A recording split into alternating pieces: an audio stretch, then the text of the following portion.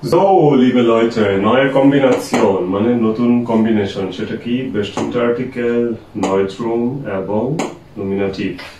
So, কি হবে? তিনটা শব্দ আমি খুঁজছি, আপনারা চাইলে আরো নতুন খুঁজে নিতে পারেন, ঠিক আছে? এবং আমাদেরকে সবসময় এখন নোমেনের আগে অ্যাডজেক্টিভ যোগ করতে হবে। সো গাড়ির আগে আমরা কি যোগ করতে পারি? নতুন গাড়ি, সুন্দর গাড়ি, দামি গাড়ি, বিভিন্ন রং এড করতে পারি, তাই না? শার্টের ক্ষেত্রে হ্যান্ড, দাস হ্যান্ড, সেটার আগে আমরা কি যোগ করতে পারি? একই জিনিস, নতুন শার্ট, সুন্দর শার্ট, দামি শার্ট, সস্তা শার্ট, কালো শার্ট, সাদা শার্ট, চেক শার্ট, এক কালার শার্ট। এসেন, এসেন হচ্ছে খাবার, খাবারের আগে আমরা কি যোগ করতে পারি? সুন্দর খাবার, গরম খাবার, ঠান্ডা খাবার, মজাদার খাবার, whatever. সো তাহলে এখন দুটো উদাহরণ করি, ঠিক আছে? নোমিনেটিভ, তার মানে আমাদেরকে হচ্ছে দাস দিয়ে ব্যবহার করতে হবে। তখন কি হবে? এই হচ্ছে সেই নতুন গাড়ি, ঠিক আছে? যদিও নতুন আমরা ব্যবহার করে ফেলছি, কিন্তু এখানে পার্থক্যটা হচ্ছে নয়ট্রুম হবে। সেক্ষেত্রে কি হবে?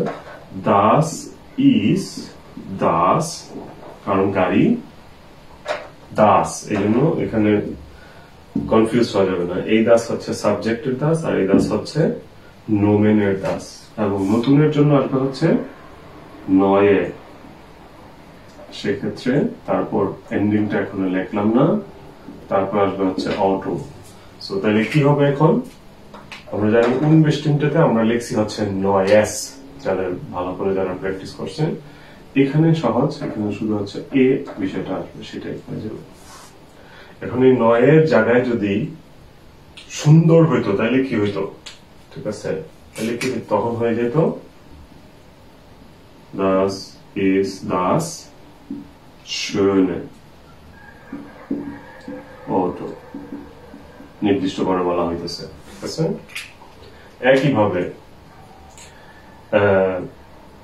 হ্যান্ড, ঠিক আছে? হ্যান্ডের ক্ষেত্রে যদি হয়, আমরা যদি বলি যে দামি শার্ট, ঠিক আছে, এই সেই দামি শার্টটি, তখন কি হয়ে যাবে? das ist das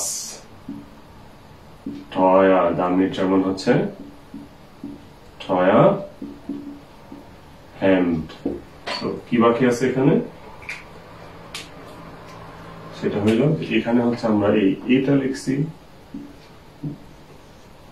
টয়ের ক্ষেত্রে das teure হয়ে যাবে, das teure Hemd।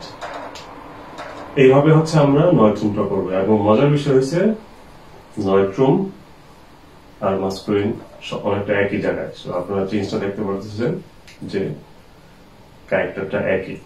সো বুঝতে ইম্পর্টেন্ট হচ্ছে বুঝতে পারাটা। অনেকে হচ্ছে আমি দেখছি ক্লাসে যে এই দাস এবং এই দাস দুইটার মধ্যে হচ্ছে একটু জটিলতা সৃষ্টি করেন। এখানে এটা করা যাবে না, কারণ এটা হচ্ছে আমাদের সাবজেক্টের দাস, যে দিস ইজ অথবা দ্যাট ইজ।